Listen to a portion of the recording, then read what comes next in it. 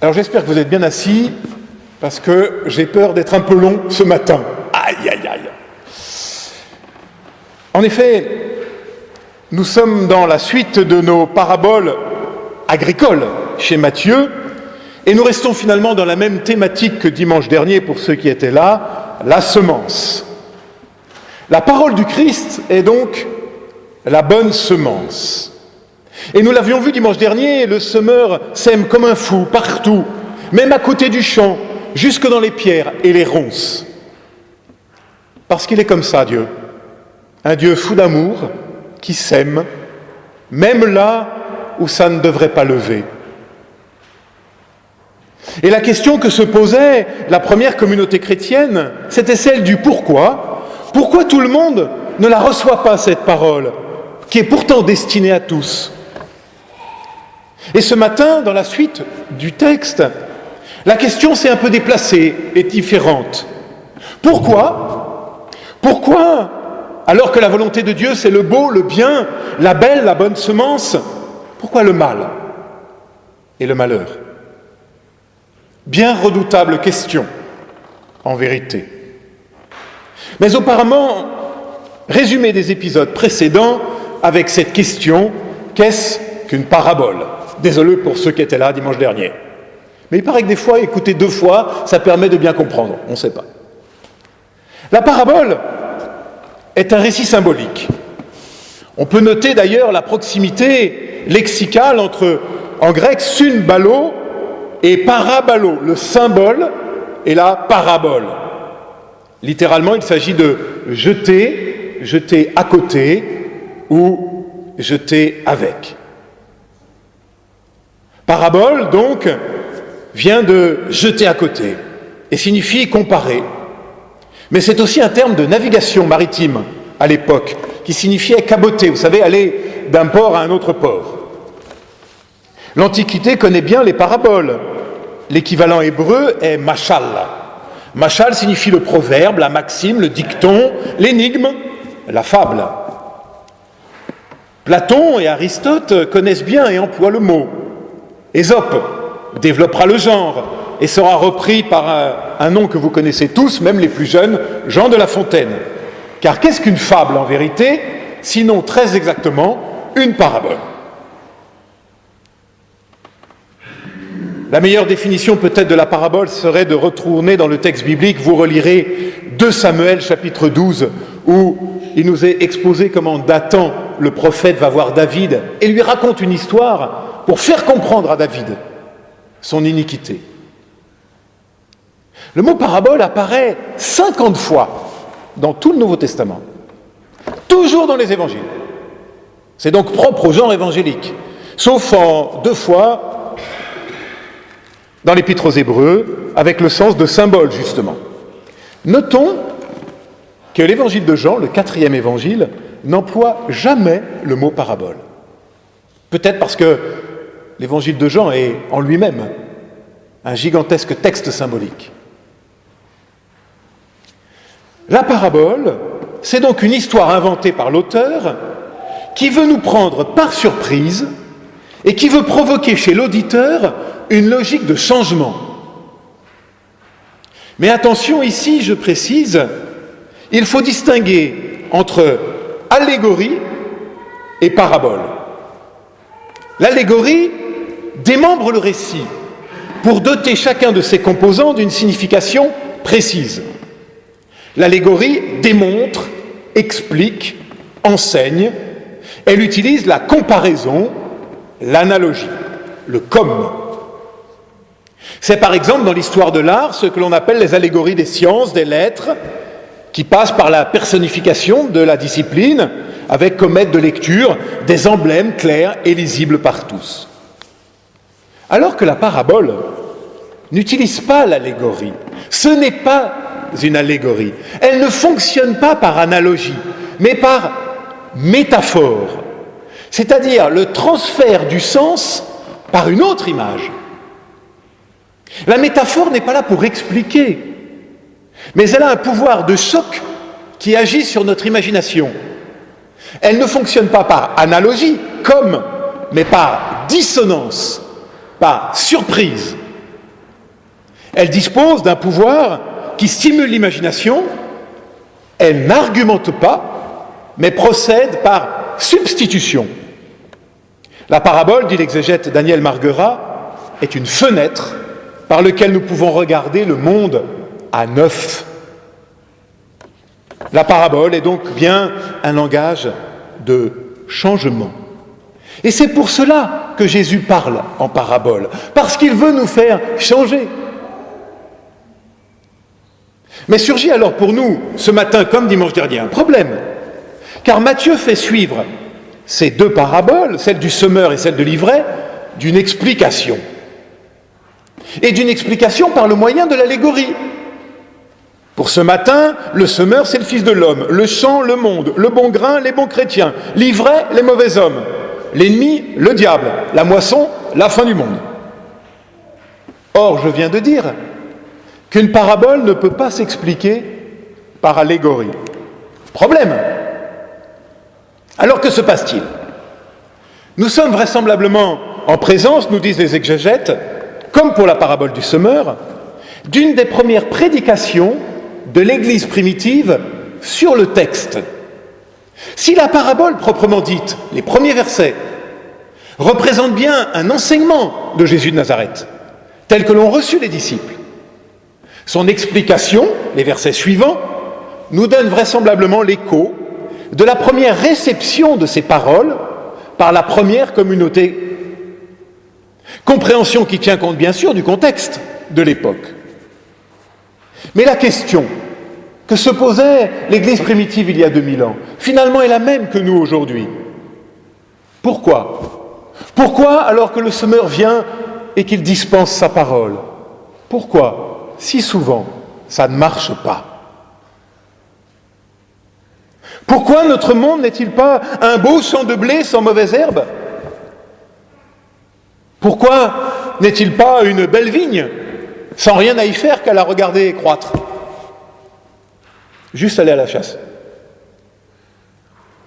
Alors commençons, si vous le voulez bien, par l'explication qui n'en est pas une en vérité. Car que nous dit-elle? Que c'est la faute, tout cela, de l'ennemi. Mais qui est cet ennemi?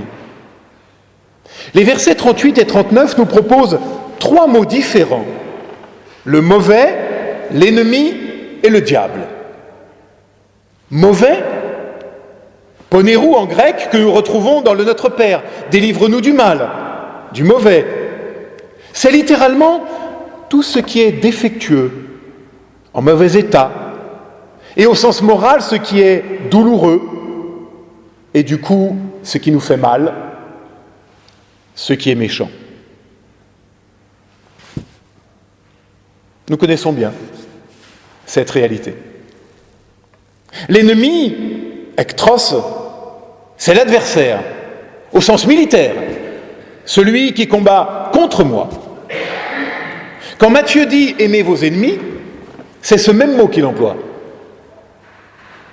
Quant au diable, diabolos, cela désigne celui qui divise, qui sépare. Souvenez-vous, je vous ai dit parabole, symbole, diabole, c'est toujours la même racine, le même verbe, jeter, mais cette fois non plus jeter ensemble, jeter à côté, mais au contraire séparer.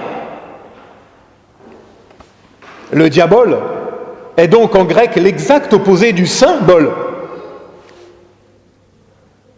Mais après avoir dit tout cela, qu'est-ce que le texte nous explique? Rien.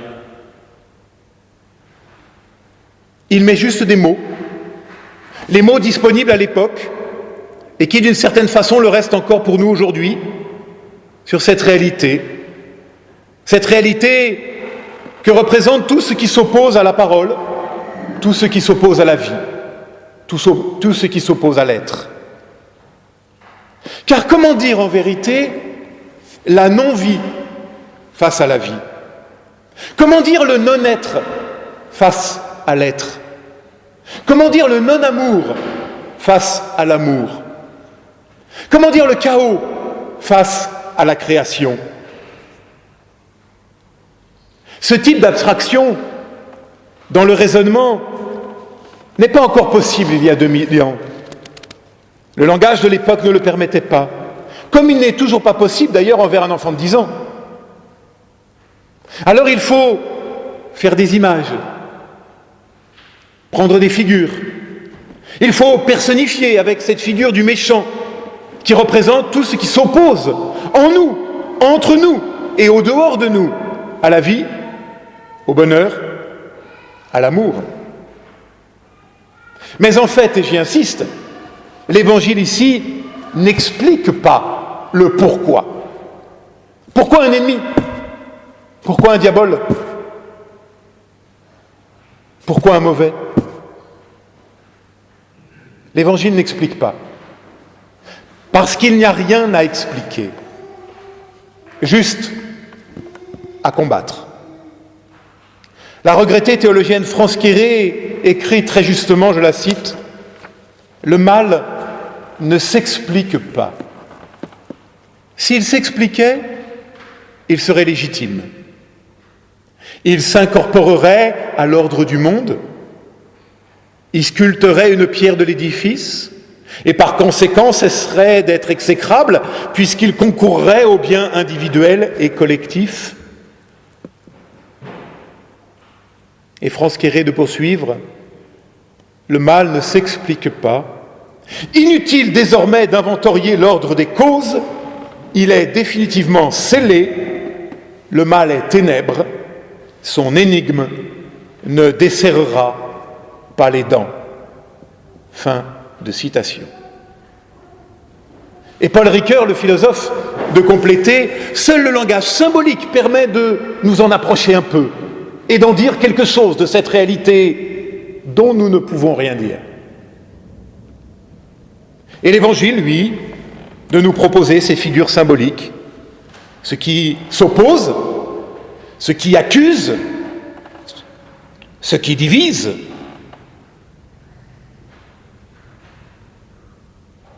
Mais laissons cela pour revenir à l'étonnante parabole et d'une certaine manière peut-être la seule réponse à notre question.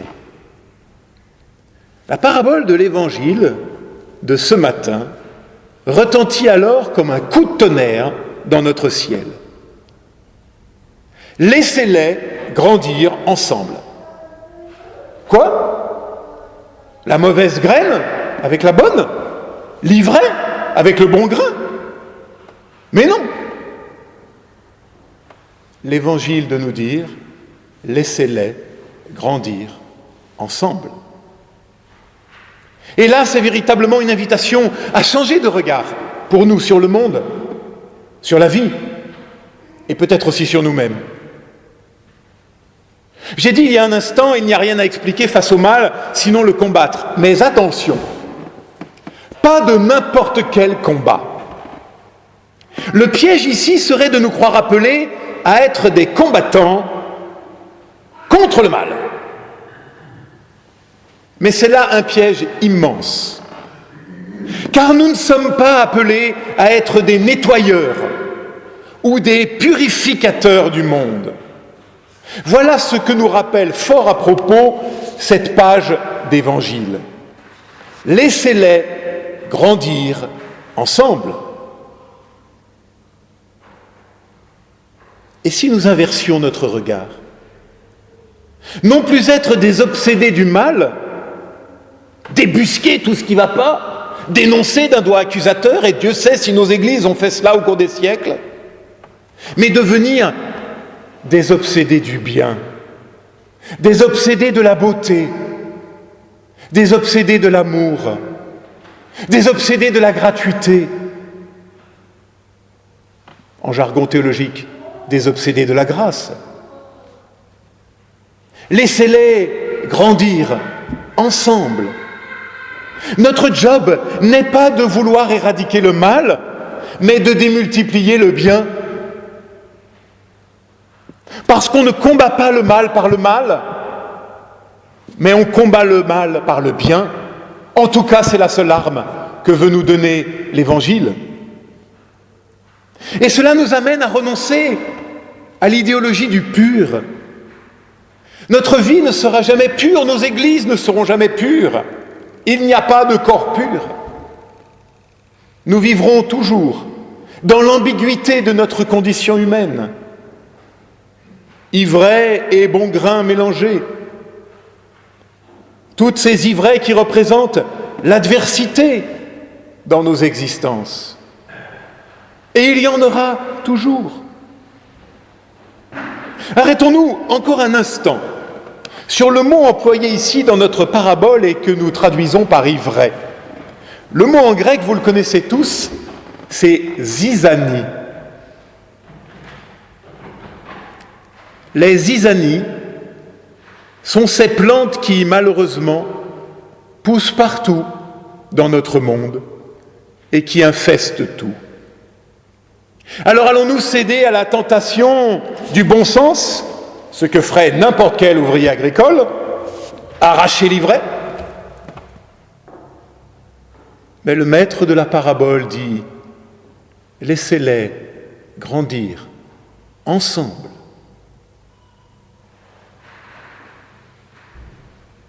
Cette semence tombe un peu partout, dans tous les endroits possibles et imaginables.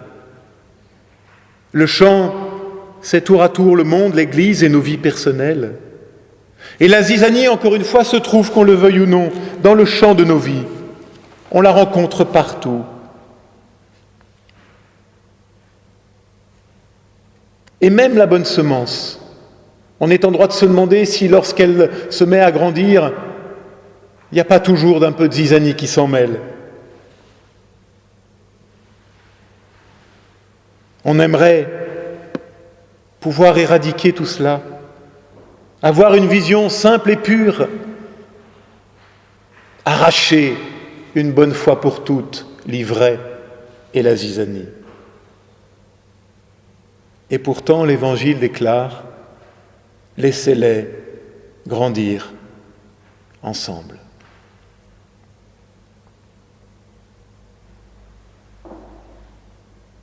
Première conclusion pour nos églises.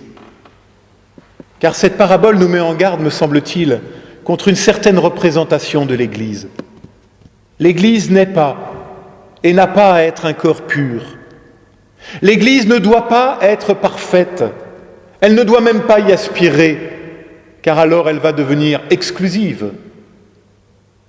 Elle ne peut qu'humblement, l'Église, se savoir portée et porteuse de l'Évangile de Jésus-Christ, celui-là même qui a mis les mains dans le cambouis du monde.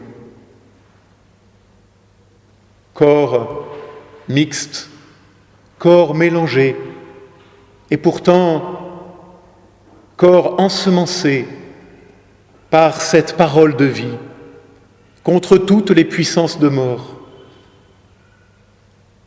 par une parole de pardon contre tous les discours de haine, par une parole de beauté contre la laideur de la souffrance.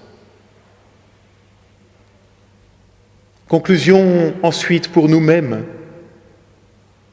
N'essayons pas d'être des saints, des purs, dans le sens moralisateur du terme. Notre seule tâche est de laisser croître en nous la bonne semence et d'aider, de participer à cette croissance. Voilà le cœur de l'Évangile de ce matin, me semble-t-il.